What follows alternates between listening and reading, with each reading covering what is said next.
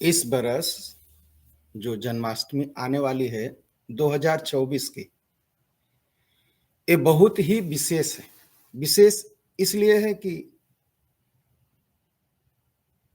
उसके कारण है जो हम आपको बताना चाहते हैं कि क्यों यह विशेष जन्माष्टमी। ऐसी जन्माष्टमी बहुत ही दिनों बाद आती है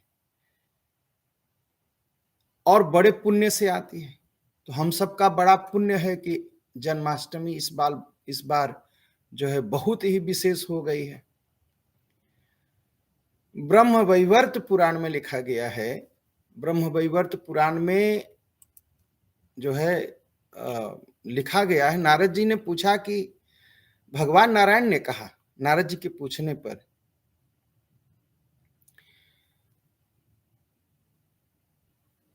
क्या कहते हैं कि जब आधी रात हो, भाद्र कृष्ण पक्ष अष्टमी के दिन, जब आधी रात के समय में अष्टमी तिथि का 1/4 अंश बाकी हो, दृष्टिगोचर होता हो, दिखाई पड़ता हो, वही व्रत का मुख्य काल है।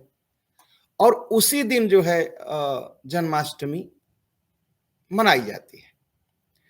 तो यह शुभ संयोग जो है, यह परम संयोग जो है, इस बरस आ रहा है और हम लोग उसी दिन जन्माष्टमी मना रहे हैं। और यह जन्माष्टमी जय देने वाली है। यह जन्माष्टमी कैसी है? यह जन्माष्टमी जय देने वाली है। इसलिए इस जन्माष्टमी का नाम जयंती है। जो जय दे वो जयंती कही जाती है। काम, क्रोध, लोभ, मोह, मद और मत्सर, यही हमारे दुश्मन हैं। अगर इस जयंती को हम मनाते हैं, जन्माष्टमी को मनाते हैं, भगवान श्री कृष्ण की जन्माष्टमी को इस बरस, तो हमें जो तमाम शत्रु हैं इस पर विजय देगी। इसलिए इसका नाम जयंती जन्माष्टमी है। और ये कहाँ लिखा है? ये लिखा है ब्रह्मवैवर्त पुराण के कृष्ण जन्म खंड में लिखा है। और कहा, ब्रह्मा जी कहते हैं, ब्रह्मा जी ने भी कहा है, ऐसा नारायण भगवान ने बताया कि जो अष्टमी उपवास एवं जागरण व्रत करता है, वह करोड़ों जन्मों के से उपार्जित जो जन्म जन्म के जो पाप हैं, उन पापों से छुटकारा पा जाता है। इसमें कोई संशय नहीं। ऐसा जो है ब्रह्मा जी ने भी कहा है।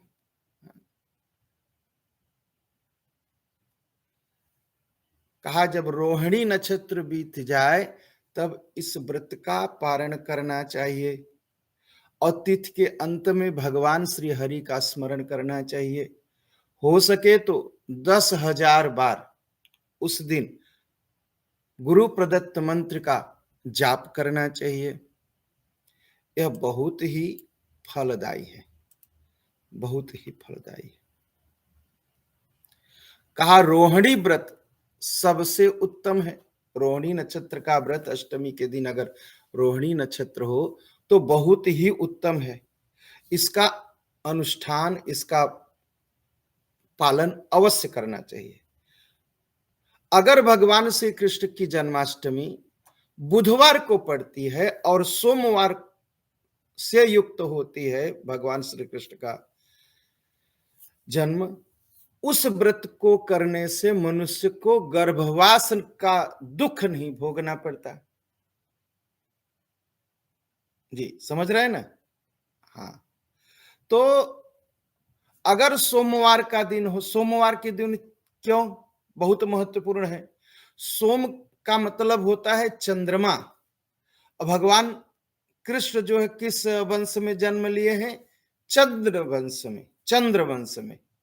तो भगवान श्री कृष्ण का जन्म ही चंद्र वंश में हुआ है और सोमवार है, चंद्रवार है, यह उनके वंश का दिन है। इस दिन जब कोई व्रत करता है तो उसे गर्भवास नहीं भोगना पड़ता, मतलब उसका पुनर्जन्म नहीं होता। वो भगवान के पास आनंद मनाता है, आनंद मनाता है।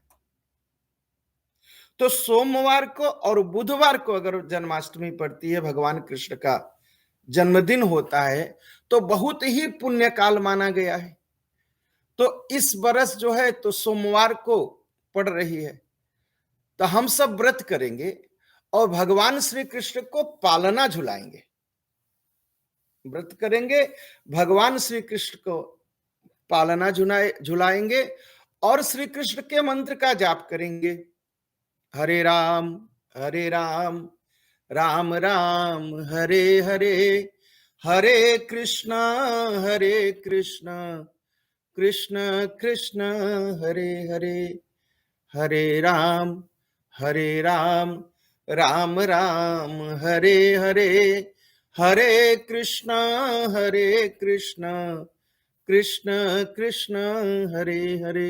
इस मंत्र का हम जाप भी करेंगे, हम सब मिल करके मंदिर में, मंदिर श्री दक्षेश्वर धाम में और मंदिर श्री केतुमालेश्वर धाम में। ये धाम बड़े पवित्र है दोनों। दक्षेश्वर धाम आइए, सभी तीर्थों का दर्शन हो जाएगा आपको। आप आइए, हम दिखा देंगे आपको। यहां सभी तीर्थ वास करते।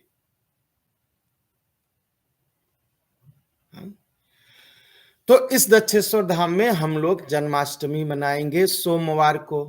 और सोमवार जैसा ब्रह्म वैवर्त पुराण में लिखा गया है कि सोमवार की जन्माष्टमी बहुत ही पुण्यदायी और फलदायी होती है।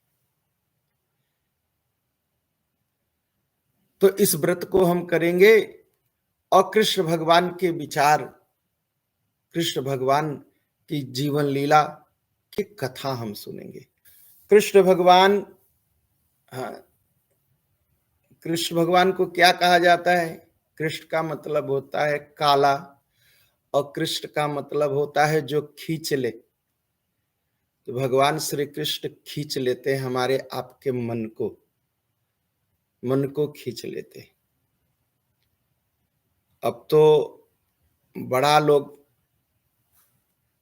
जो अपने को बहुत मॉडर्न कहते हैं ना, वो कहते हैं मैं ये सारी बातें तो मानता नहीं। अरे भाई, तुम अपने माँ बाप को नहीं मानते तो शास्त्र को क्या मानोगे? पहले माँ बाप को मान लो, फिर शास्त्र को मानना। और कुछ लोग कहते हैं जो अपने के मॉडर्न समझते हैं, पंडित जी हैं, पंडित जी तो कुछ भी बोलते रहते हैं। पंडित जी का काम ही है भैया बोलना। और क्या बोलना? जो शास्त्र में लिखा है उसको बोलना, ये पंडित जी का काम है। तो पंडित जी तो बोलेंगे। हाँ हाँ, आप मानिए ना मानिए। अभी किसी दिन 2-4 दिन हुआ, किसी ने कहा ये शास्त्र में मेरा विश्वास नहीं है, विज्ञान पर आधारित नहीं है। हमने बस इतना ही पूछा कि क्या आपने विज्ञान पढ़ा है? आपने क्या पढ़ा है? तो उन्होंने कहा मैंने इकोनॉमी पढ़ी। हम कहा जब इकोनॉमी पढ़े हैं तो आप अगर इकोनॉमी की बात करें तो समझ में आता है, आप विज्ञान की बात करते हैं तो बात गलत कर रहे हैं आप। शास्त्र आपने पढ़ा है? कहा नहीं, पढ़ने की जरूरत ही नहीं। हम कहा जिसको आपने पढ़ा ही नहीं तो उसके बारे में क्या बात करते, जिसको जानते ही नहीं। तो ऐसे ही है जो ये बकबक करते हैं दुनिया भर के ना, इनको कुछ पता नहीं है कि शास्त्र में क्या लिखा है। और शास्त्र में जो लिखा है, मैंने पढ़ा है इसलिए मैं आपको कह सकता हूं, शास्त्र में जो लिखा है एकदम सत्य है। इस बात को मैं बार बार कहता हूं, शास्त्र में एक भी बात गलत नहीं लिखी गई है। सारी बातें शास्त्र में सत्य है। अगर शास्त्र कहता है कि सोमवार को व्रत करने से जन्माष्टमी के दिन गर्भवास नहीं भोगना पड़ेगा, तो ये सत्य है कि हमें गर्भवास भोगना नहीं पड़ेगा। इस बात को पूरी तरह से मानिए और इस बात को पूरी तरह से विश्वास में रखिए। विश्वास करेंगे तो ही भला होगा। और बहुत ज्यादा मॉडर्न बन जाएंगे आजकल मॉडर्न का मतलब ही हो गया है ज्यादा दारू पीना, ज्यादा नाचने जाना और धर्म में विश्वास न करना, ईश्वर में विश्वास न करना। ये सारी बातें मूर्खता की हैं। ये सारी बातें मूर्खता की हैं।